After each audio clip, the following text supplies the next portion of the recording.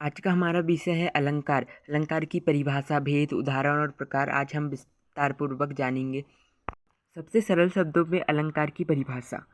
काव्य के सौंदर्य बढ़ाने वाले धर्म तत्व को ही अलंकार कहा जाता है। तो चलिए अब जानते अलंकार का सबसे सरलतम अर्थ। जिस प्रकार आभूषण शरीर की शोभा बढ़ाता है, ठीक उसी प्रकार अलंकार काव्य की शोभा बढ़ाता है।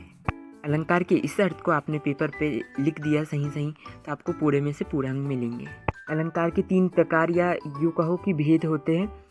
पहला शब्द अलंकार, दूसरा अर्थ अलंकार, तीसरा उभया अलंकार। तो चलिए अब जान लेते हैं किस किस अलंकार के आधार पर उन्हें किस प्रकार विभाजित किया जाता है। तो सबसे पहले शब्द अलंकार के आधार पर 6 भागों में विभक्त किया गया है। पहला अनुप्रास अलंकार, फिर यमक, श्लेष, पुनरुक्ति अलंकार, विपस्सा अलंकार, फिर वक्रोक्ति अलंकार होता है। इसी प्रकार अर्थ अलंकार को भी 6 भागों में विभक्त किया गया है। पहला उपमा, फिर रूपक, उत्प्रेक्षा, विरोधाभास, अन्वयीकरण, अतिशयोक्ति अलंकार।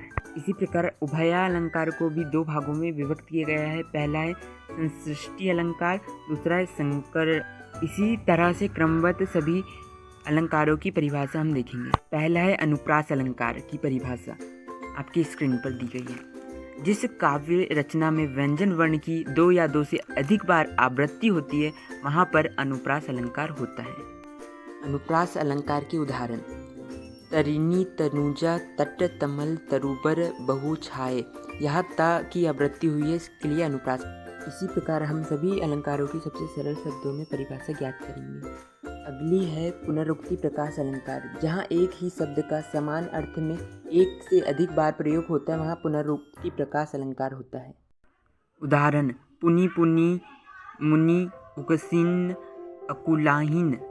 यहाँ पर पुनि शब्द की समान अर्थ में आवृत्ति हुई है, इसलिए पुनरुक्ति प्रकाश अलंकार है। अगला है उपमा अलंकार। जहाँ एक वस्तु अथवा प्राणी की तुलना अत्यंत सादृश्य के कारण प्रसिद्ध वस्तु या प्राणी से की जाती है, वहाँ उपमा अलंकार होता है। उपमा अलंकार के उदाहरण: सिंधु सा विस्तृत है अथाह, एक निर्वासित का उत्साह। सबसे सरलतम उदाहरण और परिभाषा आपके स्क्रीन पर दी गई। विरोधाभास अलंकार का अर्थ और परिभाषा। विरोध, जहाँ विरोध करने का आभास होता है, वहाँ पर विरोधाभास अलंकार होता है। सबसे सरलतम परिभाषा अर्थ। रूपक अलंकार की परिभाषा। जहाँ काव्य में जहाँ उपमेय में उपमान का आरोप होता है, वहाँ रूपक अलंकार होता है। इसमें वाचक शब्द का लोप होता है। रूपक अलंकार के उदाहरण: चरण, सरोज, पंखारन, लागा। मानवीकरण अलंकार की परिभाषा। जहाँ मानव के अतिरिक्त अमूर्त चीज़ों पर मानव सुलभ गुण, कर्म आदि का आरोपण करके मानव के समान प्रस्तुत किया जाता है, तो वहाँ पर मानवीकरण अलंकार होता है। उदाहरण: प्यारी जागते हुए हरे सब तारे तुम्हें, अरुण पंख तरुण किरण, खड़ी खोल द्वार जागो फिर एक बार।